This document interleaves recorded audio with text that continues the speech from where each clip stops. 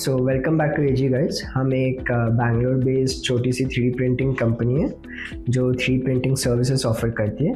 ये हमारा second video है इन द सीरीज़ कि इंडिया में 3D प्रिंटिंग बिजनेस कैसे चला है हिंदी में। और अगर आप इधर पहली बार आए हैं तो आप हमारा पुराना वीडियो देख सकते हैं एपिसोड 1, जिसमें हम एक्सप्लेन करें कि व्हाट इज़ 3D प्रिंटिंग। इस वीडियो में हम लोग कवर करेंगे 2 क्वेश्चंस।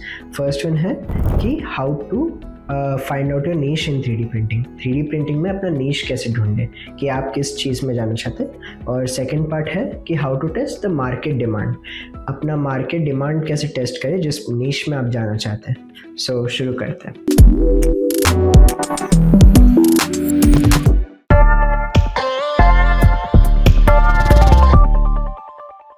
तो शुरू करते हैं पहले क्वेश्चन से कि अपना 3D प्रिंटिंग बिजनेस में नीश कैसे ढूंढें।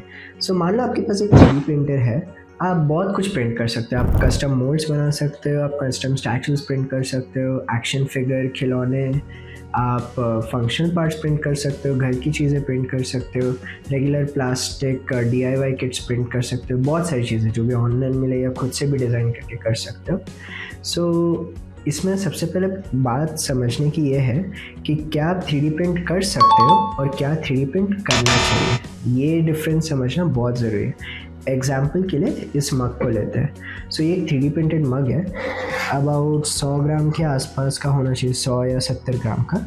सो लेट्स से अगर मैं मार्केट में ये साइज़ का मग खरीदने जाता हूँ, सो फॉर एग्जांपल समझो अगर मुझे 400-500 के बीच में ऐसे टाइप का मग मिल रहा है और अगर मैं इसको 3D प्रिंट करने जाऊँ तो मुझे अराउंड 800-900 के प्राइस पे जब मैं सेल करूँ तभी मैं प्रॉफिट बना पा रहा हूँ। सो क्या आपको मग बनाना चाहिए या नहीं? So that is the question जो आपको आंसर करना चाहिए। ऐसे मार्केट में बहुत सारे प्रोडक्ट्स मिलेंगे जो आप सोचोगे ये तो मैं 3D प्रिंट करके बना लूँगा, बट क्या आप प्राइस में कम्पीट कर सकते हो, वो देखना ज़रूरी है। और प्लस इसको बनाने में भी टाइम लगेगा। जैसे हमको ये बनाने में लगा होगा अराउंड 4 घंटे, राइट। सो अगर समझो आपको 100 मग देने हैं तो 4 × 100 कर लो। 100 के एक 3D प्रिंटर से नहीं होगा, सेकेंडरी बहुत सारे 3D प्रिंटर लगेंगे और सबको मॉनिटर भी करना पड़ेगा। सो ये डिफरेंस समझना बहुत ज़रूरी है। ओके, इसमें सेकंड पॉइंट ये है कि PLA मग्स फूड सेफ नहीं है। अब ये जिस फिलामेंट से हमने प्रिंट किया है, इस PLA सबसे कॉमन फिलामेंट है और सबसे सस्ता भी है। आपको ये भी देखना चाहिए कि जो आप प्रिंट कर रहे हो वो जो मटेरियल उसके काम आएगा या नहीं आएगा। जैसे PLA 2 रीज़न है फूड सेफ क्यों नहीं है। फर्स्ट थिंग इज़ क्योंकि आप PLA कोई भी प्रिंट कर सकता है 3D प्रिंटर, राइट। तो आपने क्या फिलामेंट प्रॉपर स्टोरेज किया, आप अपने घर पे बना रहे हो, ऑफिस में बना रहे हो, जो डस्ट है फिलामेंट पे एक्यूमुलेट हो रहा है, कि आपने प्रॉपर पैकेजिंग की, जब प्रिंटिंग चल रहा है तो क्या वो डस्ट उस पर एक्यूमुलेट हो रहा है, फिलामेंट पर प्रिंट हो रहा है, कि आपने फूड सेफ्टी स्टैंडर्ड्स फॉलो किए, वो सब लाइसेंसिंग बहुत ज़रूरी है। सेकेंडरी इसमें लेयर्स होते हैं, राइट। ये लेयर से प्रिंट होता है। कभी कभी क्या होता है जब लेयर्स प्रॉपरली प्रिंट नहीं होते या जो रेगुलर लेयर्स होते हैं उसके बीच में फंगस ग्रो होने के बहुत सारे चांसेस है। सो इसलिए PLA मतलब 3D printed PLA is not a food safe, plus इतना ड्यूरेबिलिटी भी नहीं है। Now this is plastic mug, right, PLA का। सो PLA can not withstand high temperature, मतलब ज़्यादा टेम्परेचर विथस्टैंड भी नहीं कर सकता। आपको ये भी चेक करना है कि आप जो मटेरियल यूज़ कर रहे हो, जैसे ABS बेटर है हाई टेम्परेचर एनवायरनमेंट में रहने के लिए, जबकि PLA नहीं है। सो वो सब आपको स्टडी करना पड़ेगा कि आप जो भी प्रिंट कर रहे हो मेक श्योर कि वो मटेरियल और फिलामेंट उसके लिए यूज़ हो और आप प्रॉफिटेबल बन सको। सो एक चीज़ समझ लो, 3D प्रिंटिंग आप जब भी करोगे is highly for customisation. 3D printing का वही मोड है रादर दैन इंजेक्शन मोल्डिंग। अगर मैं 3D प्रिंटिंग की तरफ आ रहा हूँ तो मुझे कस्टमाइजेशन मिलना चाहिए। समझो अगर मुझे ये मग प्रिंट करना है तो मैंने ट्राई किया with 1 arrow head, 2 arrow head, कभी मुझे इधर फेस चेंज करना है या मुझे 2-3 डिज़ाइन चेंज करने हैं, तो वो आप इमीडिएटली कर सकते हो और आज के आज हो सकता है। रादर दैन इंजेक्शन मोल्डिंग जो मोल्ड बनाने में बहुत लगता है, only when you make in bulk, जब आप उसको बल्क में बनाते हो तभी आपको सस्ते में पड़ता है।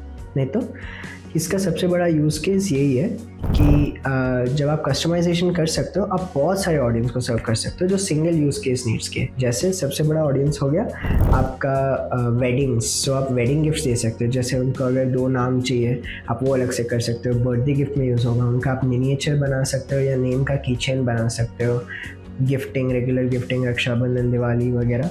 सो customization is a very big mode for 3D printing. So अभी सेकेंड पार्ट में चेक करते हैं कि इंडिया में सबसे ज़्यादा सेलिंग निशेस कौन से हैं according to chat GPT. So category 1 chat GPT कहता है कि कस्टम गिफ्ट्स जैसे नेम की chains, miniatures, pen stand, trophies, ये सब की डिमांड बर्थडेज, वेडिंग्स और कॉर्पोरेट गिफ्टिंग में बहुत ज़्यादा है. ये सब आप एफडीएम में इजीली प्रिंट कर सकते हैं. एफडीएम मतलब जो नॉर्मल फ्यूजन डिपोजिशन मॉडलिंग जो प्रिंटर्स आते हैं जो आपने ज़्यादातर रील्स में देखे होंगे. एक और टाइप, बहुत टाइप के आते हैं. सेकेंड इज रेजिन, वो थोड़ा महंगा होता है, प्लस उसमें पोस्ट प्रोसेसिंग ज़्यादा होती है, बट उसके डिटेल्स बहुत अच्छे आते हैं. सो आप मिनिएचर्स के लिए उनका यूज़ कर सकते हो जिस पर आपको वापस पेंटिंग करना पड़ेगा. Second category according to chat GPT है मिनिएचर्स एंड फिगरिन्स. आप एनिमे कैरेक्टर्स बना सकते हो, एक्शन फिगर्स बना सकते हो, लोगों के फ़ोटो से 3D मॉडल्स बना सकते हो. उसके लिए डिज़ाइन आना ज़रूरी है, बट आई थिंक कि कोई 2-3 महीने में और कोई एक बहुत अच्छा AI टूल आ जाएगा जिससे डायरेक्ट आप फ़ोटो से STL बना सकते हो. अभी भी बहुत सारे टूल्स हैं, बट अभी तक 50% एक्यूरेट भी नहीं है. जो रिजल्ट आते हैं 90-95%. अभी जो भी मार्केट में आप देख रहे हो कि 3D प्रिंटेड मिनिएचर बना के बेच रहे जो लोगों का, वो सब लोग डिज़ाइनर्स रख रहे हैं. इनिशियल मॉडल्स भले AI से लेते होंगे, बट उसके ऊपर जी ब्रश से स्कल्पटिंग कर रहे हैं. कैटेगरी 3 है prototyping for startup and students. आप बहुत सारे टाइप के ऐसे ऑर्डर्स है जो लोग मशीन्स बना रहे हैं, स्टार्टअप बना रहे हैं, रोबोटिक किट्स बना रहे हैं, कुछ ट्रायल एंड एरर कर रहे हैं अपने घर पे या अपने ऑफिस में, कुछ नए प्रोडक्ट लॉन्चेस के लिए हार्डवेयर में. उनको 3D प्रिंटिंग की बहुत ज़्यादा ज़रूरत है. जनरली वो अपने पास 3D प्रिंटर रखते हैं, बट जब वो स्टार्ट आउट कर रहे हैं या फिर उनको थोड़ा बहुत गाइडेंस चाहिए, तो आप उसमें उनकी हेल्प कर सकते हो. आप उनको बता सकते हो कि कौन सा मटेरियल बेस्ट है, और आप उनको सैम्पल्स प्रिंट करके भेज सकते हो. वो लोग डिज़ाइन कर सकते हैं या आप भी उनके लिए डिज़ाइनिंग कर सकते हो. तो उसके लिए डिज़ाइनिंग इज सेपरेट एस्पेक्ट. मतलब 3D प्रिंटिंग में टोटली दूसरा ही वर्ल्ड है, टोटली उस पर दूसरा वीडियो बन सकता है. But this is also good. मतलब you can also serve startups जो डिज़ाइन आपको भेज सकते हैं एंड आप उनको प्रिंट करके उनके लिए प्रोटोटाइप्स भेज सकते हो. कैटेगरी 4 है jewellery moulds and dental models.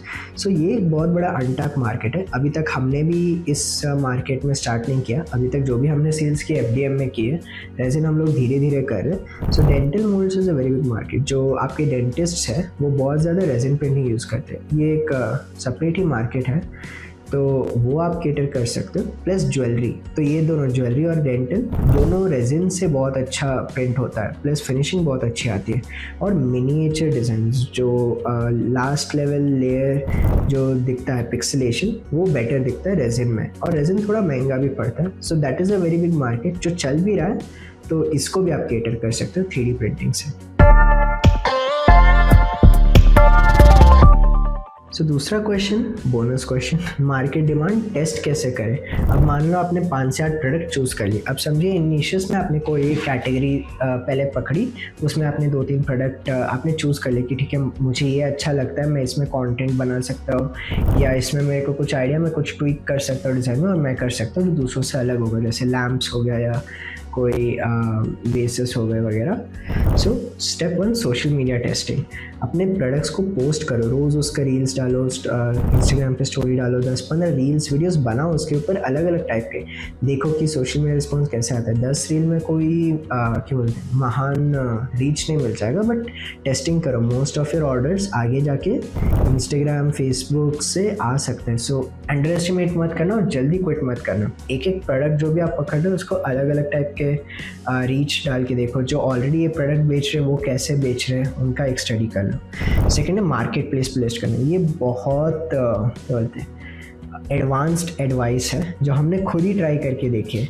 जितना हमने सोशल मीडिया से अभी तक जो ग्रो कर रहे हैं बहुत छोटा और बहुत कम ऑर्डर्स आते हैं.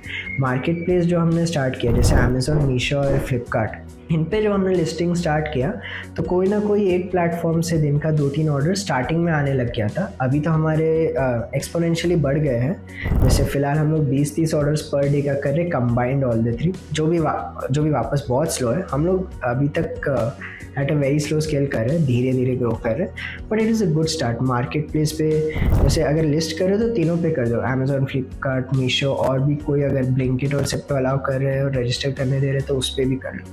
क्या है कि उस पर आपको बहुत सारे सरफेस एरिया ज़्यादा मिल जाएगा। जितना ज़्यादा आपका डिस्कवरेबिलिटी उतने बेटर ऑर्डर्स, जितना ज़्यादा आप अपने प्रोडक्ट्स को बाहर डालोगे उतना बेटर है। बट एक चीज़ ध्यान में रखना कि मार्केट प्लेस पे SLA होता है। सो SLA stand for service level agreement. तो कितने दिन में आप डिस्पैच करते हो? ज़्यादातर आपको मैक्सिमम 2 दिन का टाइम देते हैं सारे के सारे प्लेटफॉर्म्स। मीशो पर कभी कभी थोड़ा ज़्यादा टाइम भी लगा सकते हो। बट अगेन इसमें प्रॉब्लम्स ये भी है कि कैंसिलेशन और रिटर्न्स, तो that is a drawback of market places. Second है लोकल आउटरीच। ये भी बहुत बड़ा क्या बोलते हैं मोट है जिसको आप बना सकते हो। अपने नियर बाय आप कॉलेजेस या फिर स्कूल्स को जाके आप अपने सर्विसेज बता सकते हो, जो उनके डिसीजन मेकर्स आप बता सकते हो कि हम लोग ये एज अ वर्कशॉप कर सकते हैं बच्चों के लिए, या फिर we can offer these services to you whenever you need a custom, या फिर कॉर्पोरेट सॉल्यूशंस, या फिर कुछ आपको बल्क में स्टैंड्स या स्टेशनरी या कुछ ऐसा प्रिंट करना है जिसमें आपके स्कूल का या आपके कॉलेज या आपकी कंपनी का लोगो हो। सो ये network effect is a very big important thing. Generally bulk orders आपको इसके थ्रू ही मिलेंगे।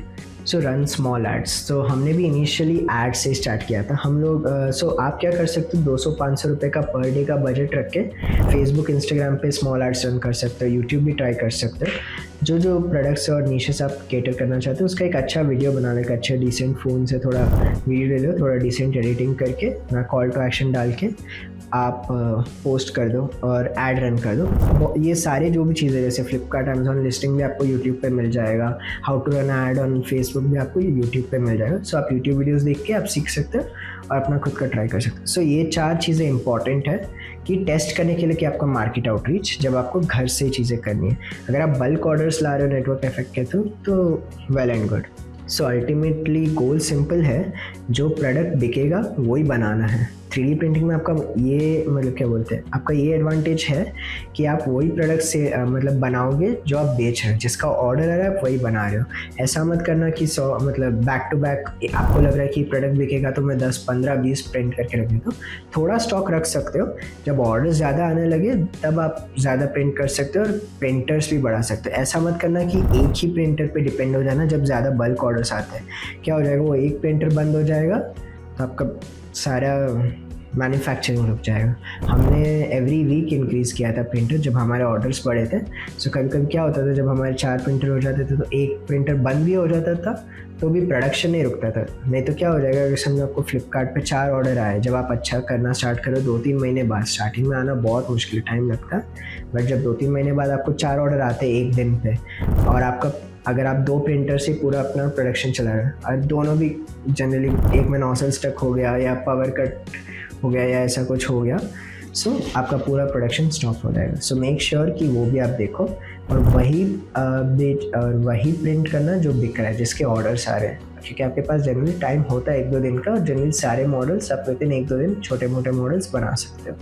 So that is about this episode. अगले वीडियो में कोई और टॉपिक कवर करेंगे। Thank you.